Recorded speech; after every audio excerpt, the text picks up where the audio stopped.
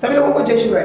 तो आज 30 जनवरी तारीख के अनुसार छत्रपति शिवाजी महाराज के पिताश्री शाहजी महाराज की पुण्यतिथि, जिनकी समाधि यहाँ पर कर्नाटक में होदुगिरी गांव में है। आजकल मैं बहुत सारे वीडियोस मेरे सोशल मीडिया पेज पर शेयर कर रहा हूँ जिसपे हमारा इतिहास बताया गया है।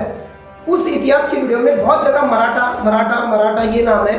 तो आजकल के लोगों के दिमाग में क्या आता है कि ये मराठा लोग है, ये मराठा फौज है।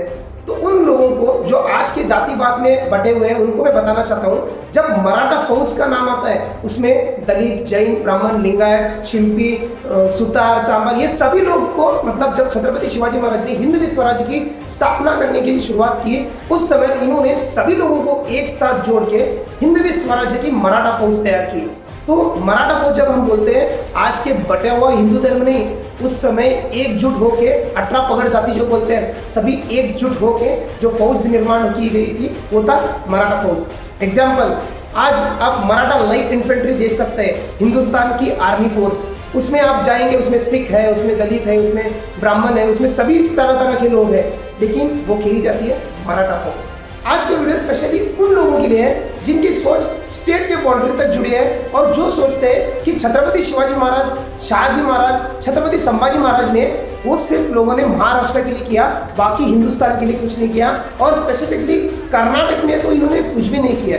तो आज का वीडियो उन लोगों के लिए जिनकी छोटी सोच लोगों के दिमाग में जहर भर रही है। कर्नाटक का मराठा साम्राज्य और कर्नाटक के मराठों के पराक्रम के बारे में जानकारी लेंगे। वीडियो के साथ अंत तक बने रहिए। दोस्तों, बिना किसी देर किए हुए हम हमारी आज की वीडियो शुरू करते हैं। महाराष्ट्र राज्य के बाद अगर सबसे ज़्यादा मराठा आबादी वाला राज्य देखा जाए तो वह राज्य है कर्नाटक राज्य, और कर्नाटक राज्य की राजधानी बेंगलोर। बेंगलोर शहर दक्षिण भारत का सबसे आधुनिक शहर और पूरे भारत देश की संगणक क्षेत्र की राजधानी है, जिसकी वजह से इस शहर को भारत की सिलिकॉन वैली भी कहा जाता है। लेकिन बहुत से लोगों को यह बात पता ही नहीं कि इस शहर को सबसे पहले अपनी अलग पहचान प्राप्त करके देने वाले यदि कोई है तो वह है छत्रपति शाहजीराजे भोसले। जी हाँ दोस्तों, जो छत्रपति शिवाजी महाराज के पिताश्री थे। 17वीं शताब्दी में बेंगलोर एक छोटा सा गांव था। जब शाहजी राजे दक्षिण भारत के अभियान पर गए थे, इसी पराक्रम के ऊपर खुश होकर आदिल शाह ने शाहजी राजे को बेंगलोर, कोलार, होस्कट, दोडाबट्टापुरा और सिरा जैसे गांव इनाम के तौर पर भेंट दिए, जिसके बाद शाहजी राजा ने बेंगलोर और उसके आसपास के क्षेत्र पर अपना स्वतंत्र राज्य करना शुरू कर दिया। बेंगलोर को अपनी राजधानी बनाई, लेकिन बेंगलोर को अपनी राजधानी घोषित कर शाहजी राजे उतने पर ही रुके नहीं। उन्होंने बेंगलोर का बहुत सारा विकास किया, जैसे कि शाहजी राजा ने बेंगलोर में कई सारे बगीचों का निर्माण करवाया, जल व्यवस्था के लिए हर जगह पर कुओं का निर्माण करवाया, व्यापार पेटों को सुसज्ज बनाया, बाहरी राज्यों के व्यापारियों को यहाँ पर स्थलांतरित किया, महाराष्ट्र से कई सारे ब्राह्मण बुलवाकर पुराने मंदिरों का जीर्णोद्धार करवाया, राज्यों के सीमा को मजबूत कर उसका संरक्षण किया, और बहुत सारे संघर्ष एवं प्रयासों के बाद बेंगलोर जैसा छोटा सा गांव छत्रपति शाहजीराजे भोसले ने राजधानी के शहर में परावर्तित कर दिया। बेंगलोर को छत्रपति शाहजी महाराज की राजधानी के तौर पर दिल्ली तक के लोग जानने लगे थे। इसके बाद कई सारे मराठा परिवार बेंगलोर में स्थलांतरित हुए।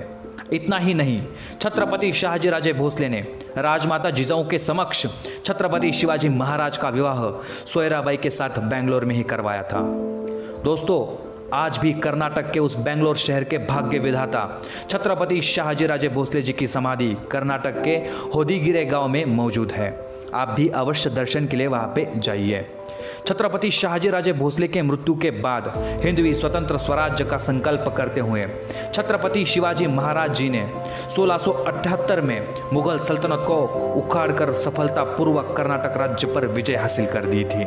छत्रपति शिवाजी महाराज के मृत्यु के बाद धर्मवीर छत्रपति संभाजी महाराज ने मैसूर के राजा चिक्कादेव राय के साथ सुलह करने का प्रयास किया था, परंतु मैसूर का राजा चिक्कादेव राय औरंगजेब का मित्र था और इसी वजह से उसने छत्रपति संभाजी महाराज द्वारा भेजा गया सुलह का प्रस्ताव ठुकरा दिया। और इतने पर ही वह रुका नहीं, उसने 3 मराठा सरदारों के सर काटकर श्रीरंगपट्टनम के द्वार पर लटका दिए। छत्रपति संभाजी महाराज को यह बात जब पता चली तब प्रतिशोध लेने के लिए छत्रपति संभाजी महाराज ने त्रिचिनाचली पर घेराबंदी कर दी, जो कि एक बहुत ही बड़ा युद्ध मैदान था। इसी ही युद्ध के मैदान में मराठा सैनिक एवं मैसूर के सेना में बहुत बड़ी जंग छिड़ गई। मराठा सैनिकों ने मैसूर के सेना पर अग्निबाण से प्रहार किया और इसी वजह से चिक्कादेवराय की युद्ध सामग्री जलकर खाक हो गई। कई सारे सैनिक आग में जलकर मर गए। अब धीरे धीरे मराठा सैनिकों ने मैसूर के किलों पर अपना वर्चस्व प्रस्थापित करना शुरू कर दिया और मराठों का यह रुद्र रूप एवं अपनी हानि होती देखकर चिक्कादेवराय को अपनी हार सामने देखने लगी और अंत में उसने हार मान ली। वह छत्रपति संभाजी महाराज के शरण में आ गया और उसने मराठों का वर्चस्व स्वीकार कर लिया और युद्ध की भरपाई की रकम के स्वरूप 1 करोड़ होन दिए। चिक्कादेवराय शंभू राजा से इतना डरा हुआ था कि बाद में युद्ध भरपाई की रकम देने के लिए वह खुद सामने नहीं आया, बल्कि अपने छोटे भाई को वह रकम देकर भेजा था।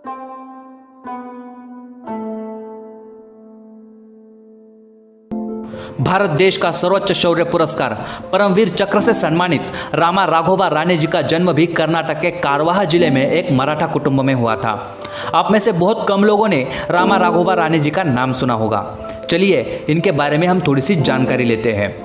इनके बारे में ऐसा बोला जाता था कि कितने भी दूर बंदूक के गोली से वह अपना नाम लिख सकते थे, इतना गजब का उनका निशाना था।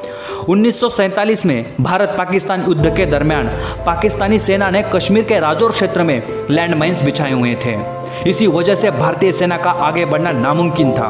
इन स्फोटक लैंड माइन को वहां से हटाने की जिम्मेदारी राणे जी पर सौंपी गई, जिन्होंने आर्मी टैंक के नीचे से बिना खाए, बिना पिए, बिना रुके लगातार 72 घंटे इन स्फोटक लैंड माइन्स को हटाया। इसी वजह से भारतीय सेना ने पाकिस्तान के 500 सैनिकों को मार गिराया था और कश्मीर के राजौर क्षेत्र पर जीत हासिल कर ली थी। उनकी इस वीरता के लिए उन्हें परमवीर चक्र से सम्मानित किया गया। रामा राघोबा राणे दक्षिण भारत में परमवीर चक्र पाने वाले एकमात्र एवं पहले व्यक्ति थे। वो उन चंद सैनिकों में से है जिन्होंने जीवित रहते ही यह सम्मान प्राप्त किया है। और इतना ही नहीं, भारत देश की सेवा में हमेशा तत्पर रहने वाली भारत देश के सबसे पुरानी रेजिमेंट में से ही एक मराठा रेजिमेंट, जिसका मुख्यालय भी कर्नाटक के बेलगांव जिले में स्थित है। और खास बात तो यह है कि इस रेजिमेंट का घोषवाक्य है छत्रपति शिवाजी महाराज की जय। बहुत ही अभिमानास्पद एवं गौरवास्पद बात है हमारे लिए यह। 1947 से पूर्व कर्नाटक राज्य में 2 मराठा रियासतें थी।